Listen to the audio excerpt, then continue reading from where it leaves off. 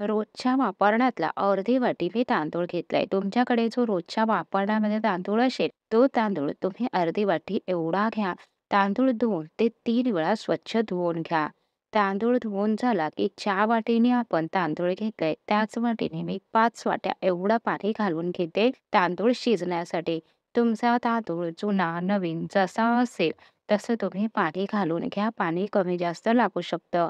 तांदूळ चांगला मऊसूत असा खिरीसाठी आपल्याला शिजवून घ्यायचा आहे.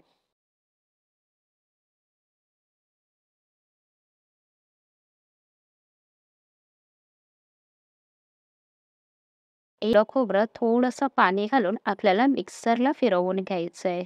खिरीचे तांदूळ आहेत ते सुद्धा तुम्ही बघाल तर अगदी मऊसूत असे शिजले गेलेले आहेत. तुम्ही इथे पाहू शकता. असेच तांदूळ आपल्याला खिरीसाठी शिजवून घ्यायचे. तांदूळ शिजले की त्यामध्ये मी इथे 1 वाटी एवढा गूळ घालून घेतलाय.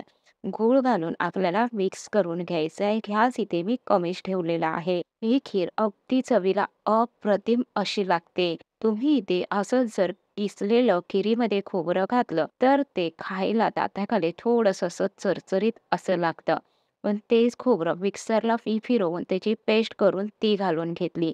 त्यामुळे हे खोबरं खिरीमध्ये अगदी एकजीव असं होतं आणि खीर चवीला खूप छान लागते. इथे आता गूळ घातल्याच्या नंतर गूळ मिक्स करून त्यामध्ये मी मिक्सरला फिरवलेलं खोबरं सुद्धा घालून घेतलं.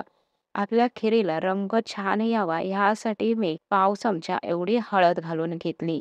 तुम्हाला हळद घालायची नसेल, नाही घातली तरी सुद्धा चालेल, पण हळद घातल्यामुळे खिरीला रंग छान येतो. जशी पितृपक्षाच्या थालीमध्ये खीर असते, अगदी परफेक्ट खीर मी तुम्हाला इथे करून दाखवलेली आहे.